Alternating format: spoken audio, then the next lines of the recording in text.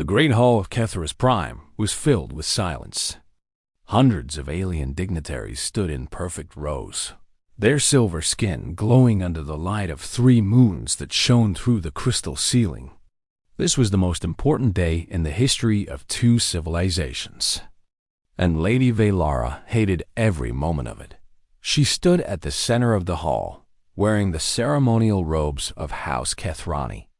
Her family had ruled the Orion sector for 10,000 years. They had built empires. They had conquered stars. And now, to save their people from the Vorn Empire, she was being given to a human. Velara looked at the man standing across from her. His name was Daniel Hart. He was a lieutenant commander in Earth's Space Navy. He had brown hair, average height, and eyes that seemed to watch everything without showing any emotion. By the standards of her people, he was nothing. Humans had only been traveling through space for 100 years. They were young. They were fragile. They died so quickly that Velara could not understand how they accomplished anything at all. But humanity had something the galaxy needed. They bred fast. They adapted to any environment. And they fought without any fear of death. The Vorn Empire was spreading across the stars like a disease, and the Kthani needed allies. So Velara's father, High Lord Sarn, had made a deal. Human ships would join the Kthani fleet. Human soldiers would fight beside Kthani warriors. And to seal this alliance, his daughter would bond with a human officer. The ceremony was short. Daniel signed the documents with a steady hand. He bowed to her family with proper respect. He spoke only when required and said nothing more. When the last words were spoken and the bond was complete, Velara felt nothing but cold emptiness in her chest. Her father approached her afterward, his 4 eyes gleaming with satisfaction. "You have done well," he said. "This alliance will save our people." "I have done my duty," Velara replied. Nothing more. That night, she went to the quarters she would now share with her human husband. She expected him to make demands. She expected arrogance or perhaps unwanted affection. She prepared herself for a fight.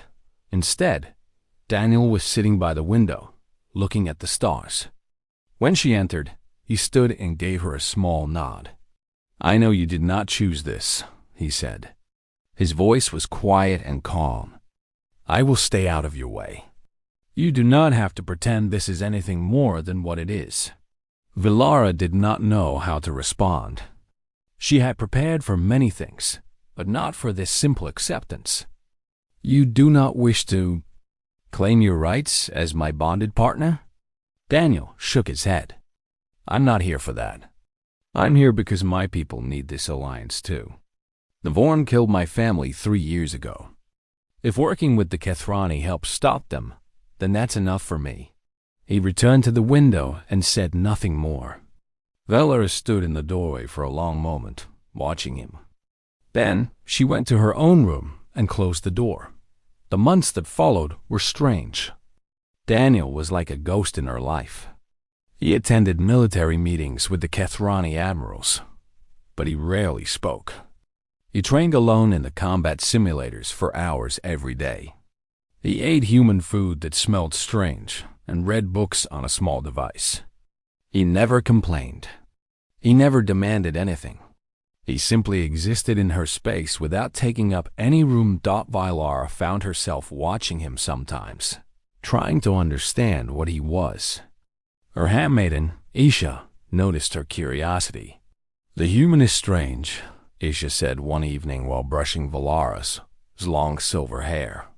"He does not try to gain power. He does not seek status among the court. What does he want?" "I do not know," Velara admitted. "Perhaps humans want different things than we do. Perhaps they want nothing at all. Perhaps they are as empty as they appear." But Velara was not so sure. She had seen Daniel in the training rooms. She had watched him fight against holographic enemies with a focus and intensity that surprised her.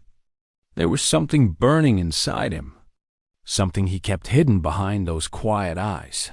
She learned small pieces of his history from the military reports.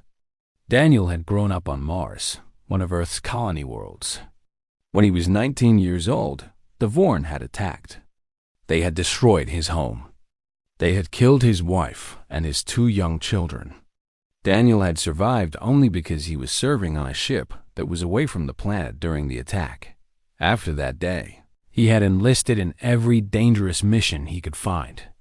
He had survived 6 battles where every other member of his team had died.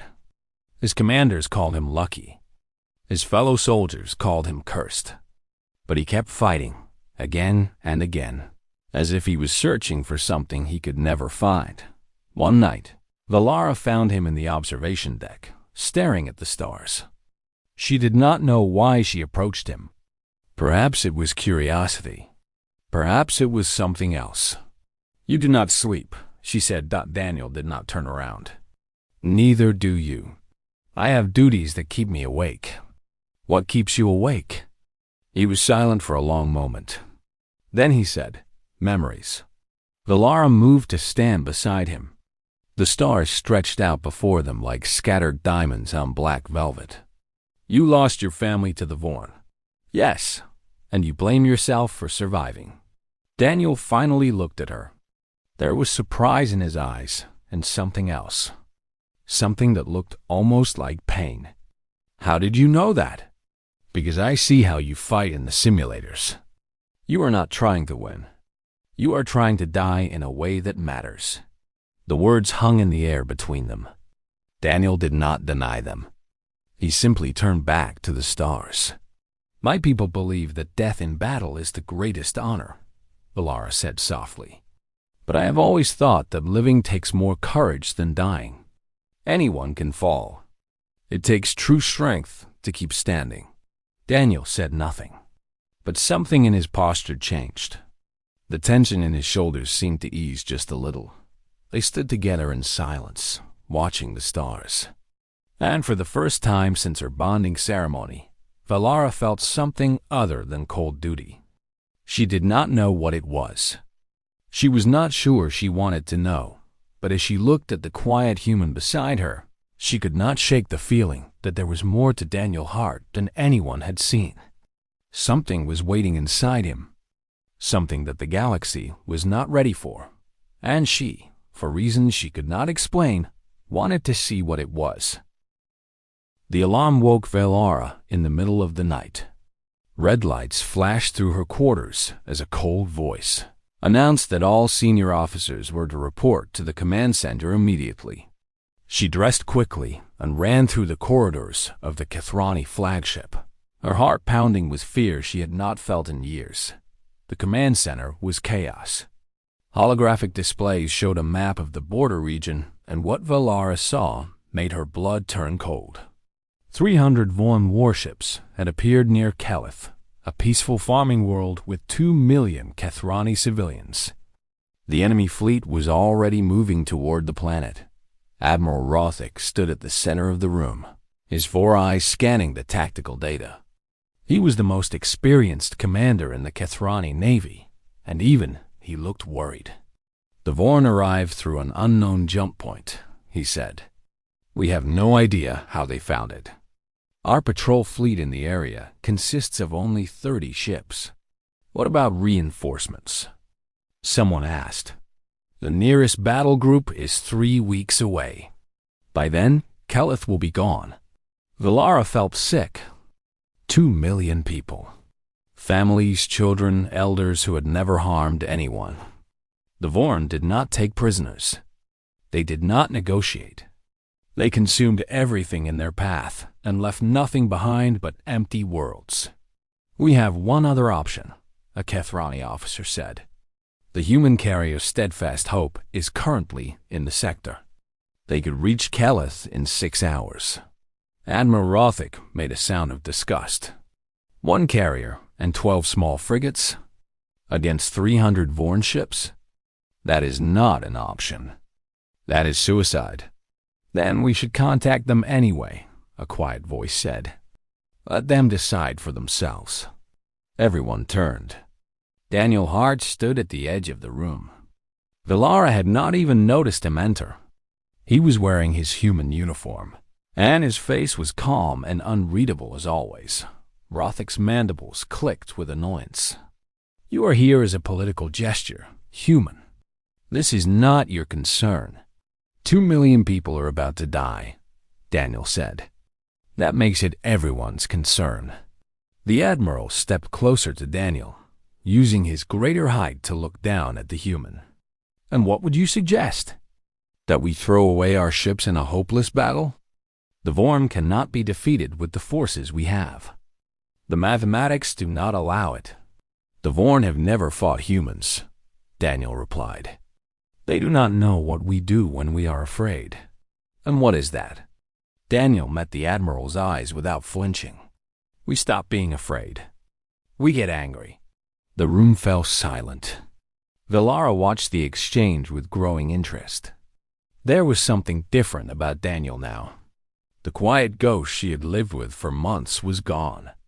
In his place stood something harder and sharper, in the end. They made contact with the steadfast hope. The human captain, a woman named Commander Lisa Cole, listened to the situation and made her decision in less than a minute. Her ship and its escorts would join the Kthani patrol fleet. Together, they would have 42 ships against 300. Daniel requested permission to transfer to the human carrier. Admiral Rothic granted it immediately. Villara suspected the Admiral hoped the human would die in the coming battle and solve several political problems at once. Before Daniel left, Villara stopped him in the corridor. You are going to die out there, she said. Probably, he agreed. Then why are you going? Daniel looked at her with those quiet eyes. But now she could see something burning behind them. A fire that had been waiting for fuel. Because someone has to try. Because those 2 million people deserve a chance. Because I would rather die fighting than live knowing I did nothing. He started to walk away, then stopped. Villara, if I do not come back, tell your people something for me. Tell them that humans are not the weak creatures they think we are. Tell them that we may live short lives, but we burn bright. Tell them that when the darkness comes, we are the ones who light the fire. Then he was gone. Villara returned to the command center and watched the battle unfold on the holographic displays. The combined fleet arrived at Kellith just as the Vorm began their attack. 42 ships formed a defensive line between the enemy and the planet. For the first hour, it was a traditional engagement. The Kthani ships fired from range, trying to thin the Vorn numbers before they got close. But there were too many enemies. The swarm kept coming, wave after wave, their organic ships moving with perfect coordination. Then Daniel did something that no one expected. The Steadfast, Hope and its escort frigates broke formation. They accelerated directly toward the center of the Vorm fleet. Every speaker on every frequency suddenly filled with sound. It was human music, loud and aggressive, mixed with drums and screaming voices. The noise was overwhelming and chaotic, and then the humans started throwing things. Not weapons, not missiles. They launched unmanned drones, cargo containers, even empty escape pods rigged with explosives. They threw everything they had into the Vorn swarm, creating confusion where the enemy needed order. The Vorn relied on their swarm tactics, on perfect coordination. The humans gave them chaos instead. When the Vorn regrouped and focused their fire on the Steadfast Hope, Daniel did the impossible. He flew the carrier directly into the enemy flagship. Shields forward. Guns blazing. The collision was visible even on the long-range sensors. The Vorn command ship exploded in a ball of fire that took a dozen other ships with it. The swarm lost its coordination. The Kthani fleet, seeing their chance, surged forward. What had been a desperate defense became a crushing victory. The remaining Vorn ships fled into deep space, leaving behind the wreckage of their shattered fleet. Kellith was saved. 2 million lives. preserved because one human had refused to accept the impossible. Search teams found a single escape pod drifting in the debris field. Inside was Daniel Hart, badly burned and barely breathing, but alive. Velara was waiting when they brought him to the medical bay. She looked at his broken body, at the bandages covering half his face, and she felt something crack open inside her chest. When he finally woke 3 days later, she was sitting beside his bed. "Why?" she asked. "Why did you throw your life away for a world that is not yours?" Daniel looked at her with his one unbandaged eye. His voice was rough and weak, but his words were clear. "Because someone had to. Because humans do not know how to do nothing when people are dying. Because every life matters, even if it is not human." Velara took his hand. She did not know why. She only knew that she needed to hold on to something real. "You are a fool, Daniel Hart."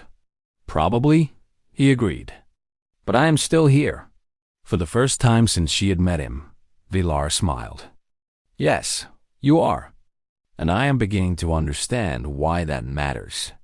The news of the Battle of Kellith spread across the galaxy within days. The Vorn had been undefeated for centuries. They had destroyed entire civilizations, and a single human officer with a handful of ships had broken their advance. Daniel Hart had become a legend. But lying in that hospital bed, holding the hand of his Kthani wife, he looked like nothing more than a tired man who had finally found something worth living for. 6 months had passed since the Battle of Kellith, and Daniel Hart had become the most famous human in the galaxy. His face appeared on news broadcasts across 100 worlds. Children played games pretending to be him, charging into imaginary enemy fleets. Military academies studied his tactics. Politicians spoke his name in speeches about courage and sacrifice. The quiet man who had once been invisible in the halls of Kthros Prime was now recognized everywhere he went. But Velara saw what the others did not see. She saw the weight that Daniel carried. Late at night, when the admirals and reporters had gone away, Daniel sat alone in the observation deck. Velara often found him there, staring at the stars with an expression that broke her heart. She knew what he was thinking about. The crew of the Steadfast Hope, the pilots who had followed him into the swarm. 347 humans had died under his command that day. "You cannot save everyone," Velara said one night, sitting beside him in the darkness. "I know," Daniel replied, "but I can remember them. Every name, every face. That is the least I can do. Does it help?" "No, but it is what I owe them." The Galactic Council had given Daniel a promotion. He was now a full commander, in charge of a joint task force made up of ships from many different species. Human volunteers had flooded the recruitment centers after Kellith. Everyone wanted to serve with the hero who had beaten the Vorn. But Daniel did not act like a hero. He treated every soldier under his command with the same respect, whether they were human or Kthani or something else entirely. He learned their names. He asked about their families. He made sure they had proper food and rest. And when they went into battle, he was always at the front, never asking anyone to take a risk he would not take himself. Velara began attending his strategy meetings. At first, she told herself it was her duty as his bonded partner. Then she admitted it was curiosity. And finally, she accepted the truth. She wanted to understand him. She wanted to know how a creature who lived such a short life could burn so bright. What she discovered amazed her. Daniel's mind worked differently from any Kthani she had ever known. Her people valued caution. They planned for decades, even centuries.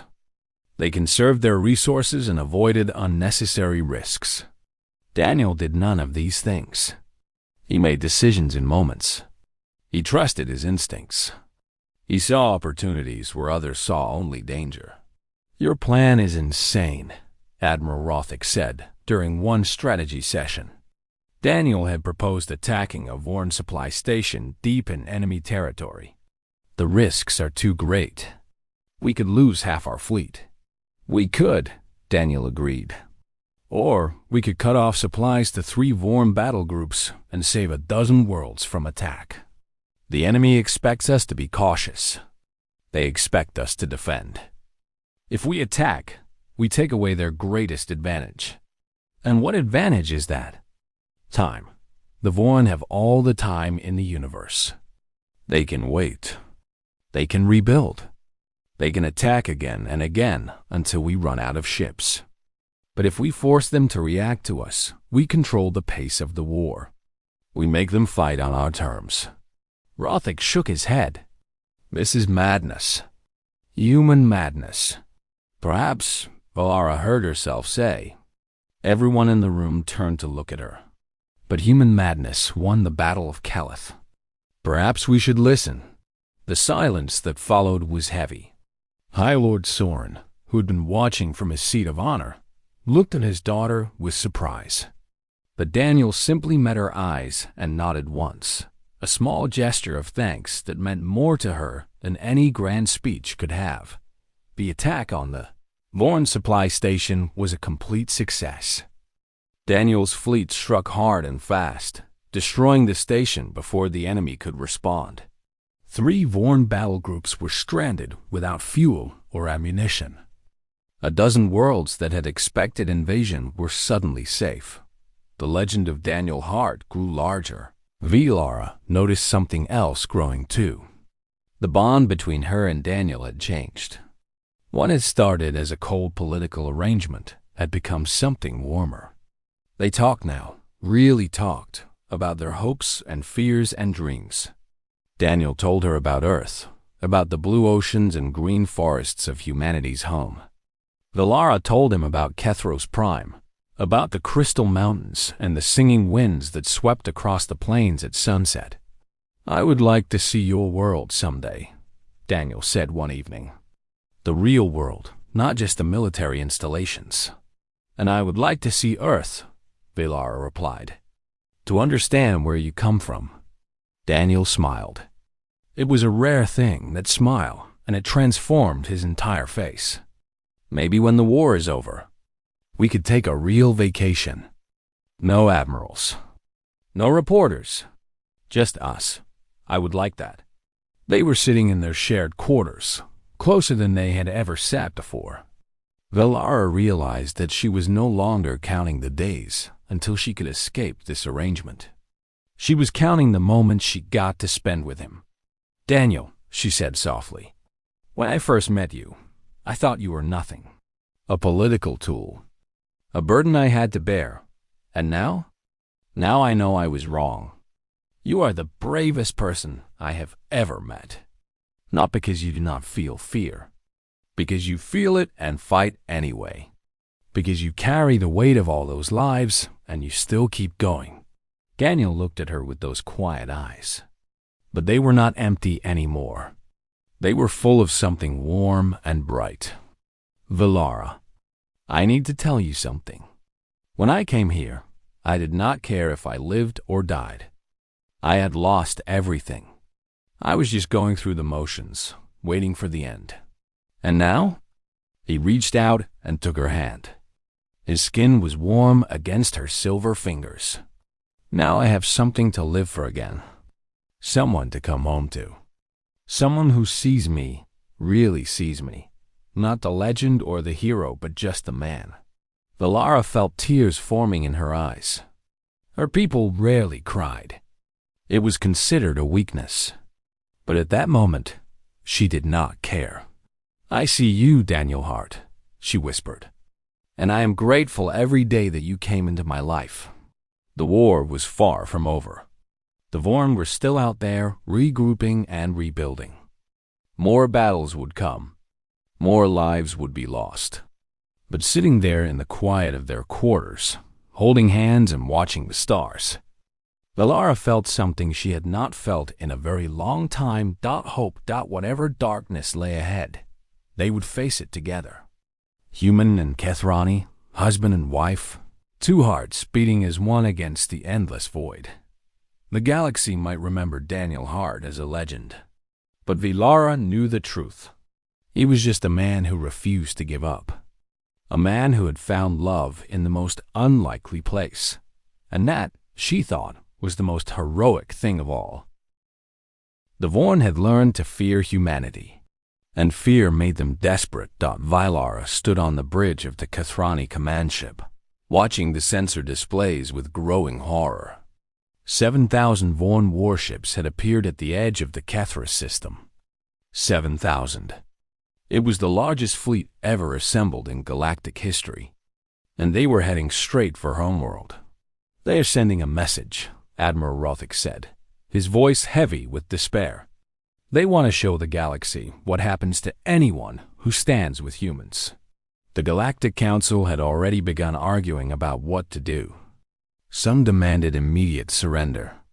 Others wanted to evacuate what they could and abandon the planet. A few, very few, spoke of fighting. High Lord Soren called an emergency meeting of the ruling families. Vylara attended, standing beside Daniel, who watched the proceedings with his usual quiet intensity. "We have 2,000 ships," Soren said, his 4 eyes scanning the assembled nobles. "The humans and our other allies might add another 500. Against 7,000 Vorn, those numbers mean nothing. We must consider other options." "What options?"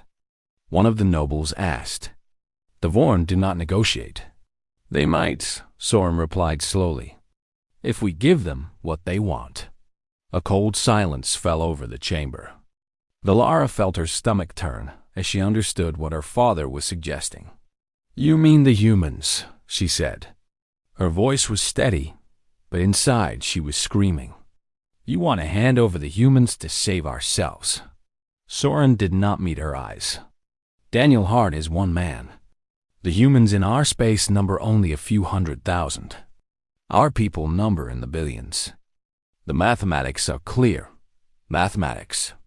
Vylara stepped forward, her silver skin flushing with anger.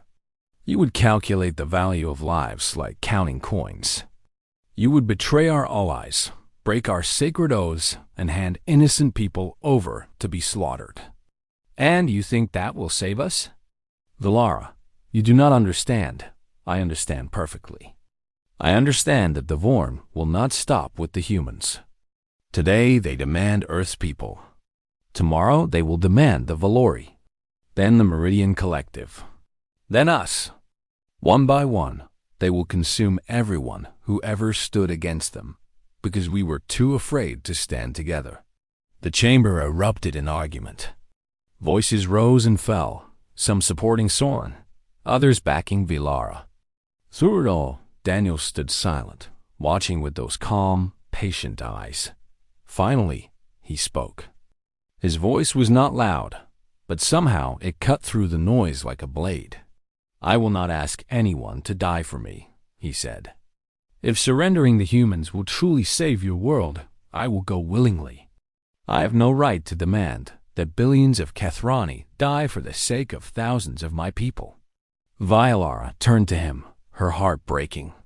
"Daniel, no, but I do not believe it will save you," he continued.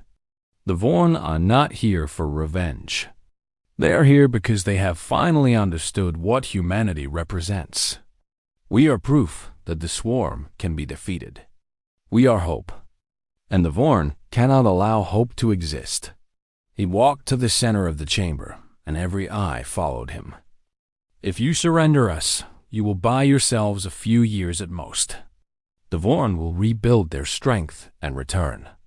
And next time, there will be no humans to stand beside you. No one to light the fire when the darkness comes." High Lord Soren stared at the human who had married his daughter.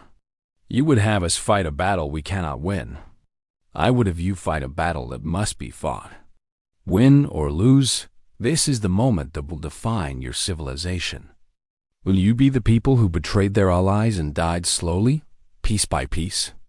Or will you be the people who stood their ground and showed the galaxy what courage means?" The debate continued for hours. But in the end, Kthros chose to fight. Daniel Hart was given command of the combined defense fleet. 2,000 Kthani ships, 500 human and allied vessels, 2,500 against 7,000. Impossible odds, again. On the night before the battle, Valara found Daniel in their quarters. He was sitting on the floor, holding a small photograph on his tablet. She recognized the image now. His wife and children, the family he had lost to the Vorn years ago. She sat beside him without speaking. After a long moment, he said, "I used to talk to them.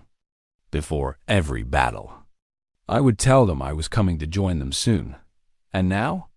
Daniel looked at her, and his eyes were bright with tears he refused to let fall. "Now I tell them I have to stay a little longer. There is someone here who needs me. Someone I cannot leave behind." Valara took his hand. "Daniel, I need you to know something. Whatever happens tomorrow, I do not regret anything. Not the arrangement. Not the bond. Not a single moment I have spent with you. Valara, I love you," she said. The words came out before she could stop them, and she realized they were true.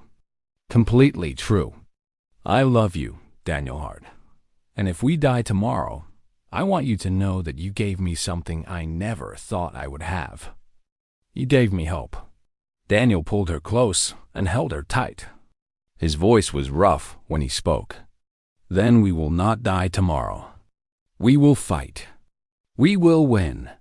And we will have all the time we need to build something beautiful together." They stayed like that for a long time, holding each other in the darkness, drawing strength from the warmth of their connection. The Battle of Kthros. Prime began at dawn. The Vorn fleet moved like a living thing. Billions of warriors coordinated by a single hive mind. They advanced in perfect formation, overwhelming the outer defenses with sheer numbers. The Allied fleet fought back with everything they had, but it was not enough. Slowly, inevitably, they were pushed back. On the second day, the orbital platforms fell. On the third day, the Vorn reached the final defensive line around the planet itself. Millions of Kthani civilians looked up at the sky and waited for the end dot. And then Daniel Hart did something impossible. He broadcast a message to every ship in both fleets. His voice was calm, but it carried across the void like thunder. "I am Daniel Hart of Earth. I am a husband. I was a father. I am a soldier. You have taken everything from me, and I am still standing. You have thrown the might of your empire against us, and we are still standing. We are humanity. We do not kneel. We do not break. We do not surrender. And today, we do not die alone." The human ships formed a wedge and charged into the heart of the Vorn Armada. Not to die, to cut through. Daniel had identified the Vorn's secret weakness, the massive bioships at the center of the swarm that linked the hive mind together. If those ships were destroyed, the swarm would fall into chaos. The wedge punched through the enemy lines. Ships died by the dozens, but the survivors kept pushing forward. Daniel led the final assault personally, his fighter loaded with nuclear warheads. Flying straight into the largest hive ship, Valara watched from the command center as his signal disappeared in a blinding flash of light. The hive mind shattered. 7,000 Vorn ships suddenly lost their coordination. The Allied fleet surged forward, and the battle became a rout. Kthros Prime was saved, but Daniel Hart was gone. Valara stood at the viewport, staring at the debris field where her husband had vanished, and she felt her heart turn to ice. She had told him she loved him. She had promised herself they would have time. And now that time was gone. They searched the debris field for 4 days. Valara refused to leave the command deck. She stood at her post hour after hour, scanning every fragment of wreckage, every signal, every piece of metal that drifted through the void where Daniel had disappeared. Her officers begged her to rest.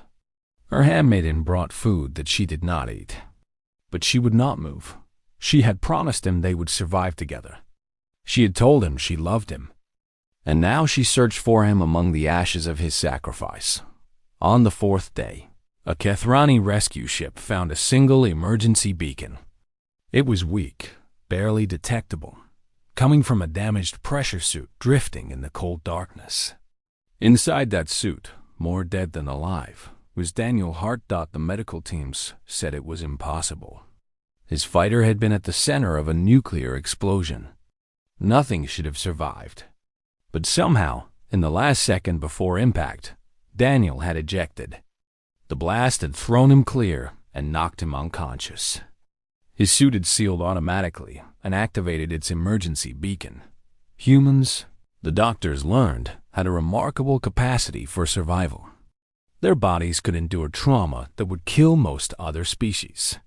They simply refused to die. Velora was waiting when they brought him to the medical bay. She looked at his broken body, wrapped in bandages and connected to machines that fought to keep him breathing. Half his face was burned. His left arm was shattered. His lungs had been damaged by the vacuum of space. But he was alive. Against all odds, against all reason, he was alive. "You stubborn fool," she whispered, tears streaming down her silver cheeks. "You wonderful, impossible fool." The doctor said he might never wake up. The damage to his body was too severe. His brain had been without oxygen for too long. They prepared Velora for the worst, but Velora knew something the doctors did not. She knew Daniel Hart. She knew that he did not give up. She knew that somewhere inside that broken body, he was fighting his way back to her dot. She stayed by his side every day. She read to him from human books she had found in his quarters. She played the strange human music he liked.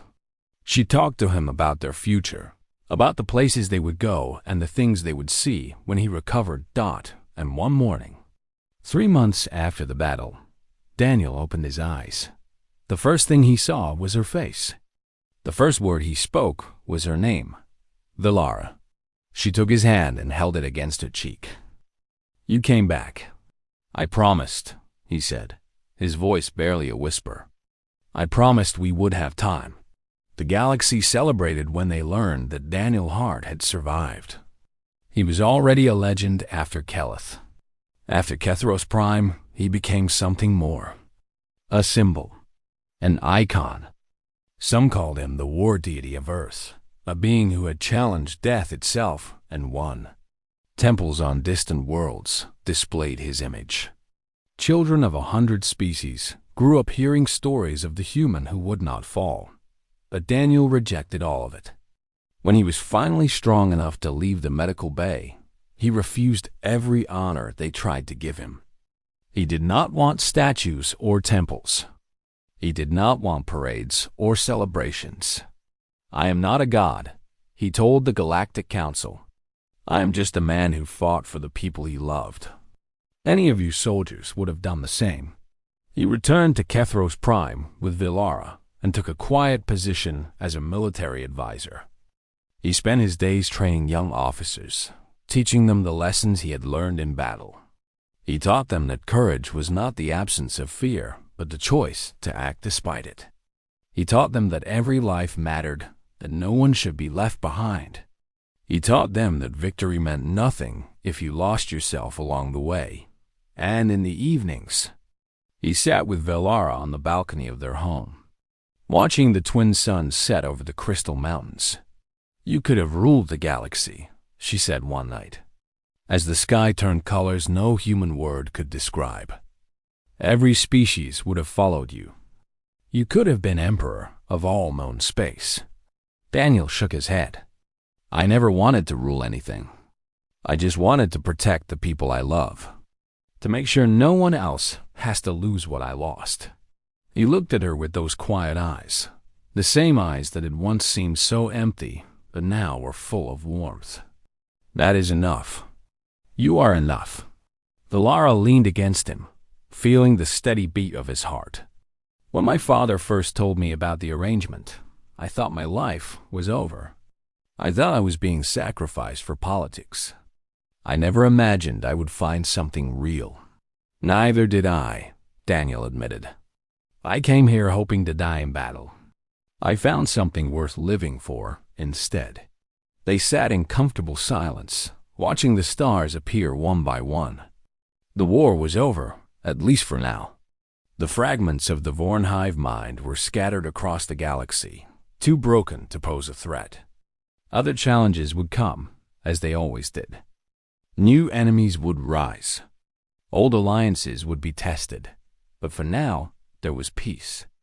There was hope. There was love. "I want to take you to Earth," Daniel said suddenly. "I want to show you the world I came from.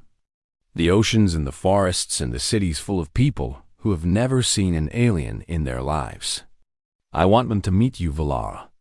I want them to know that the galaxy is not as scary as they think. And I want to take you to the Singing Plains," Valara replied. "I want you to hear the winds that carry the voices of our ancestors.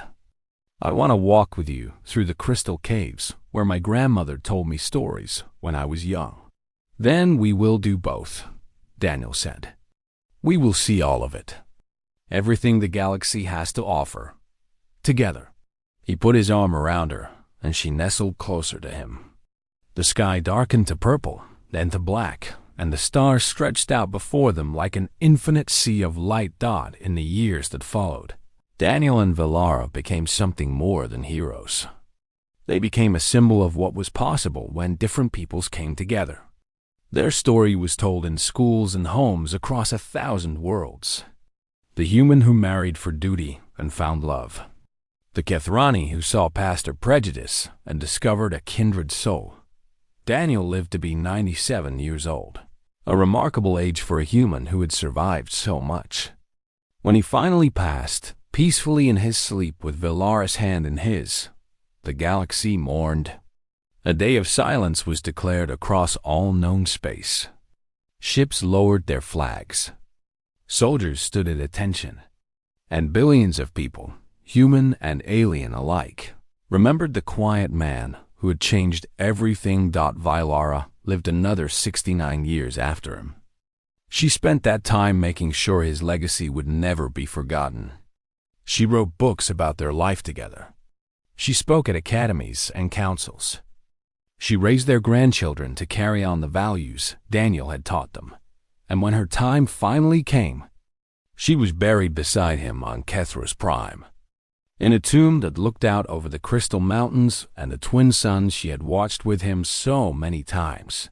The inscription on their tomb reads simply, "Here lie two hearts that found each other across the void. One human, one Kthani, together forever as they were in life." The galaxy would remember Daniel Hart as a legend, a war deity, a hero who defied impossible odds. But Valara knew the truth. She knew that beneath all the fame and glory, he had been just a man who had lost everything and found the courage to love again. A man who had taught the galaxy that the shortest lives could burn the brightest. And somewhere among the stars, she knew he was waiting for her. Patient as always. Quiet as always. Ready to take her hand and walk with her into whatever came next. Together forever. As they were always meant to be.